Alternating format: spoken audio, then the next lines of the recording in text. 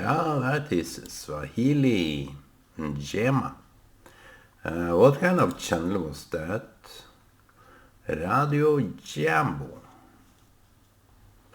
It's a local Kenyan station.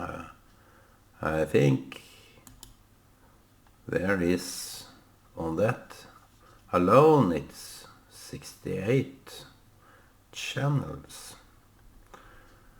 Sending from different tribes, aspects, and it's quite amazing that you can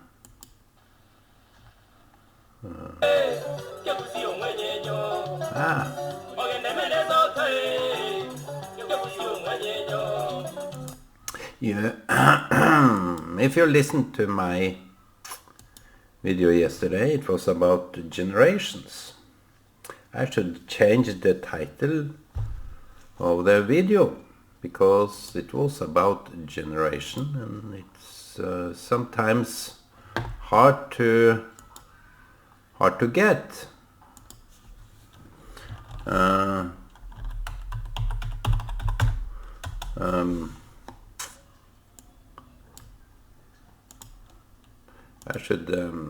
I should change it to something more of this.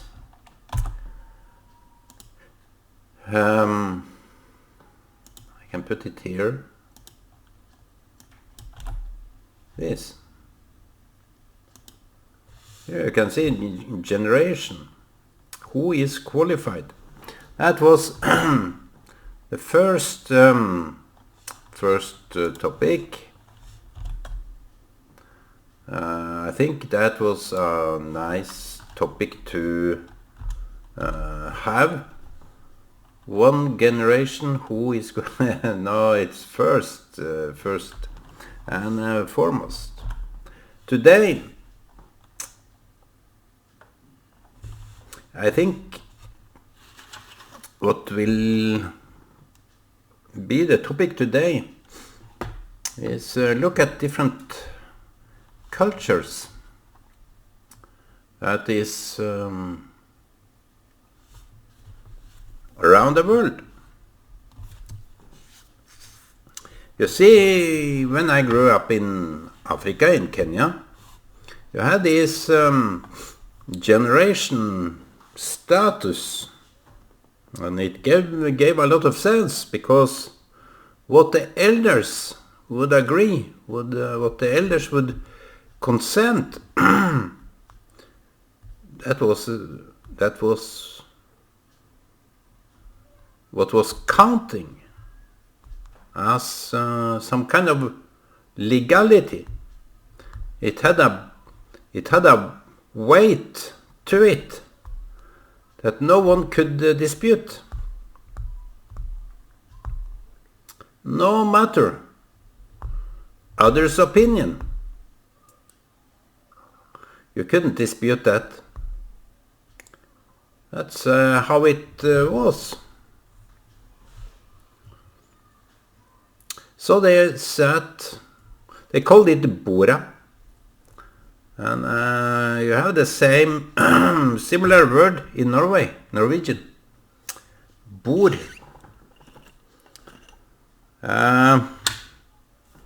It's what within the politicians is called the round table. The round table is those elected ones that is chosen to make decisions. In the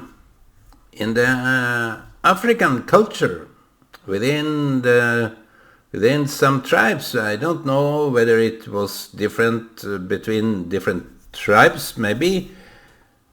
What was important, the value of what was important, obviously that was the case. But as I understood, no youngsters No teenagers, no youngsters could even attend. And if they attended the Bura, let me finish that. Bor is table. And the round table is where everyone is equal. So they attended the Bora, and if there were any youngsters there, they had to keep quiet. Their opinion was of no interest and bear no value nor weight. I think or believe that education more or less spoiled that. Nowadays, the youngsters, and you can see it very clearly, if you had a picture of the Bora from old times, they had no, what can I call it, they had no, it was serious stuff. It was the serious stuff. And it's not because I'm old that I'm talking about this, but maybe since I'm old I can verbalize some opinions about the Bora that was taking place in Kenya. Nowadays, if you take a picture of the nowadays, they go in nice suits, they drive in fancy cars, and they have some, what do you call it, attitude to them that act as very important, as if they wanted to compensate the old men. The old men, I don't know regarding the women back in those days, but I think, as I heard from some people, their mothers were very strong in their moral backbone. It's interesting because of the Buddha. Maybe they had this drinking habit, and in order to not fight, they had long straws into this pit of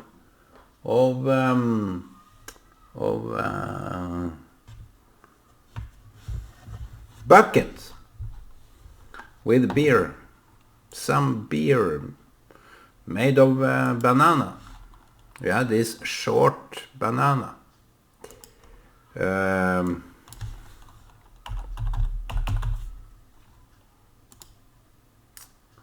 This jar, that was the word I was looking for, the jar of beer, and long straws that went into that.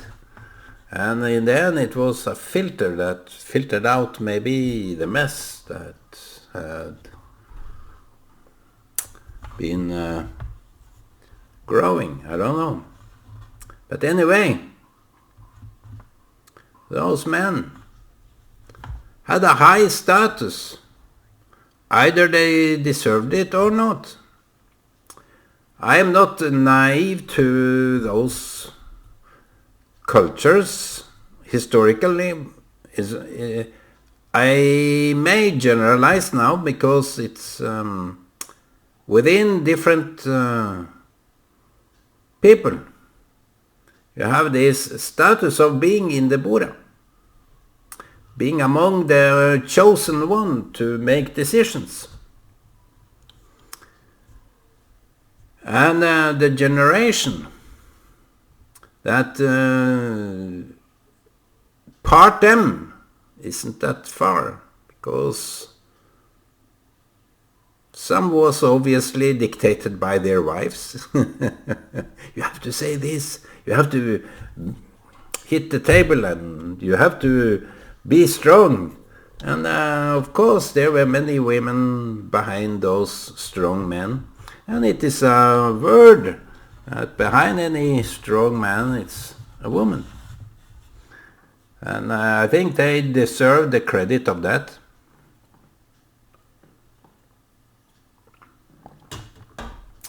But the best credit is what they give themselves. By being strong, by being morally backboned. See, it's a tree. If it was not for the stem that is so hard, it wouldn't stand. So in order to be a tree, you need to be strong. What kind of strength is that? Because the stem seems to have no purpose other than holding the leaves and the fruits and the nests of the birds, the flowers that they pluck, the bees and everything like that. It's the stem, the branches have no real purpose other to be strong. And what kind of strength is that? You see, a tree grows through generations. The tree proves that the generation in fact have nothing to say.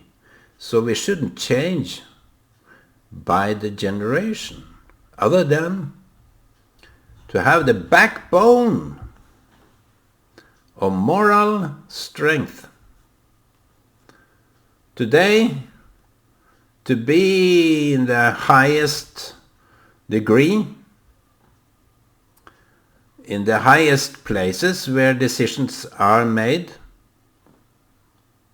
you may feel proud. And I see some people, they are not so bright, they are not so morally adjusted, yet they are arrogant, yet they make rules that doesn't apply for them, but everyone else. So that is how crooked people can be. And trees are also somewhat crooked. It doesn't matter, as long as it holds the fruits. Maybe we need to bend the branches in order to have some weight. They say on an apple tree, if you put stones, if you hang stones on the branches, it will bear more fruit. And if you cut it to its branches, so that the branches doesn't grow overall, all over, it will bear more, it will be more potential in bearing fruit. So what am I talking about, my friends? What am I talking about? I think what I'm talking about is the generation's heritage. What was the generation?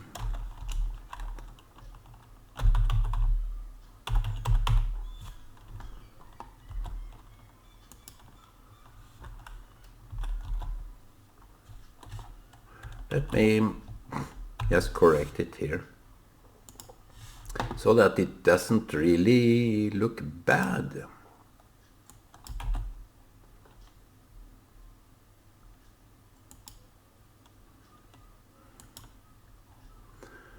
So it doesn't really look bad.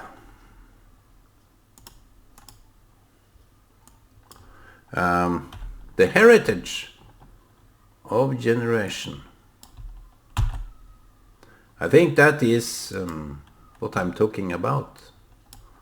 You can't know before I put it there. Second, the generation heritage. What we inherit in next generation should be from the stem, be from the root. And sometimes we are happy to be planted in the tree. You can't be planted in the fruit, not in the flower, but in the tree. And you will bear fruit according to your branch, according to the root. The tree is known by its fruit. Are you known by your fruit and where you are coming from?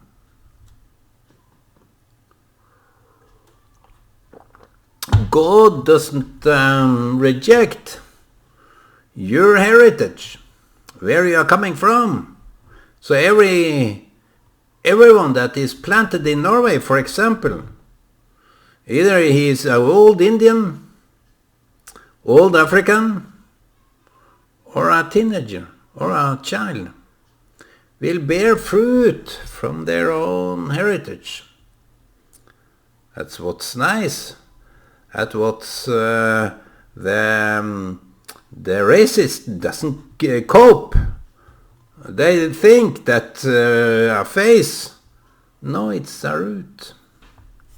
So every man for himself, every human for himself, have to be so proud in their own heritage that they can bear fruits from their own origin. And I'm sorry to say some people from Muslim countries that doesn't really have the applicable values will bear fruit according to that, if they don't really change.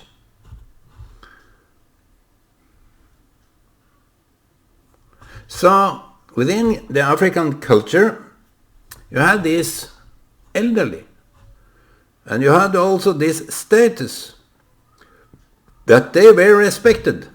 And my father that came to Kenya, he said you can't, even he was a good speaker with everyone, maybe the youngsters, but he couldn't pass through what the elders were all about. And I know, from my own kind, they oppose the elders. They think they are too old. Now they are old. They themselves are old. And they believe in their naive, silly mind that they are teenagers. That old people can't understand. Still they are in their infancy of believing that. That is their heritage. And you can ask, what kind of a root, uprooted, have no chance of bearing fruit? The root of the generation that I am coming from should be planted in soil, whether it's nourishing or dried out, so long as you implement the moral codex. You see, my grandmom,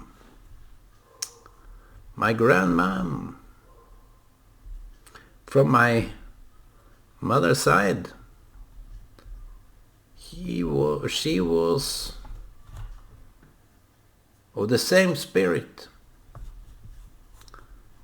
You have to embrace that, my friend. Because if you can't see the Christianity, the Islam, Judaism, beyond the borders of religion, if you can't see the values those religions had, the root of their religions, the heritage, the generational value of those religions, which was very personal, which was very potent, in a way, potent, because it was all goodness. And when the Jews failed, Christianity took over. There will always be replacements, but not as good as origin. That's why I have promoted the Christian to look back to the Jews and say to our spiritual, moral, ethical brethren, we will go together. I think that is the generational approach, not only for Jews, Christians and Muslims. I think it is a generational approach from today's generation, that the older people that should have known, that seem to be uprooted by their own generational heritage, should take the youth by their hand and say, let us go together. Let us walk the walk together. You see, in our church back Bethany at Kongsberg, I warned them. I was part of the warning crew because the elders grew bitterness regarding the Jews, the youth. They grew bitterness because in some way they wanted to take over. In some way they wanted to demonstrate what they could do. No matter who reacted to what. It was this kind of arrogancy that was about this youthly generation. And the youth were never in a position to have some self-reflection. So I warned them. It is a bad sign, I said, that you have your own ceremonies departed from the elders. I warned the youth. It's not good. The best is if we can stand together, join forces, talk with each other and be open, frank about why we have these reactions. But in some way the youth were so arrogant. Maybe the elders didn't have wisdom enough to apply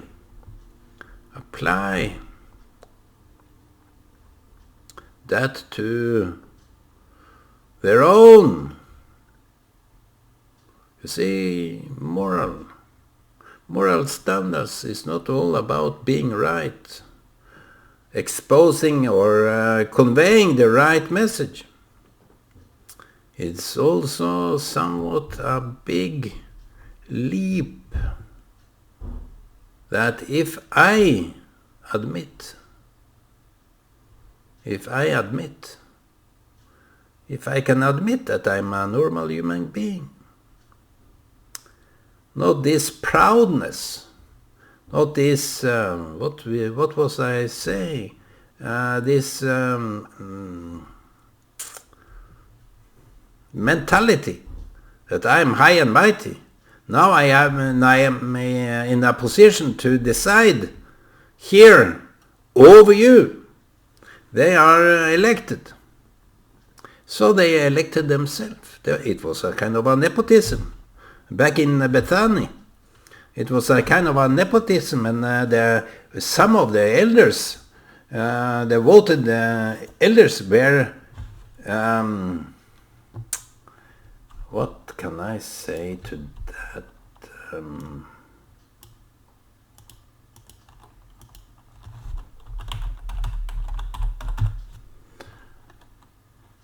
They played a game and backstabbed their own. Just to get the youth sympathy, and that the youth were voting for them. So they created a division. And the youth even were encouraged to have this attitude of theirs that was not so sympathetic. I remember, and I wrote about it, and I have put down years agitating about this kind of stuff. It was not really good.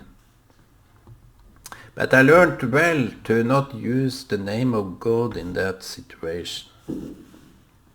They told me that you are right, Ole. You are right. Who would go for that? I'm right. What? And what so? If I'm right, there is nothing to say. We shouldn't talk anymore if someone is right. Is that right? No. In some way we wanted to be disputed. If you are not so arrogant and sensitive to disputation, you should be open about it, because you may miss out of the honor, fame that you are searching for. But when it benefits everyone, wouldn't that be of a pride for you? So the generational conflict is what we inherit. It is being aware of what we inherit from our own offspring. What I put in my daughter's mind, what I was put in my own mind, and what was put in my parents' mind, that really minds. That matters, my friends. So those values, if you lose your connection with the root, what can you say? Are you flying? No, you will fall down, and you will wither. You will fly away in dust. You just fall down. You can fly meantime, but you will fall down if you don't really value the heritage of moral ethics that you are obligated, in many, many ways, obligated to uphold, to continue, to cherish, to value, to live for. And what are you living for, my friends? I wish you a good day. I have been cleaning, and now I'm ready for takeoff. Have a good Thursday, and I wish you all shalom.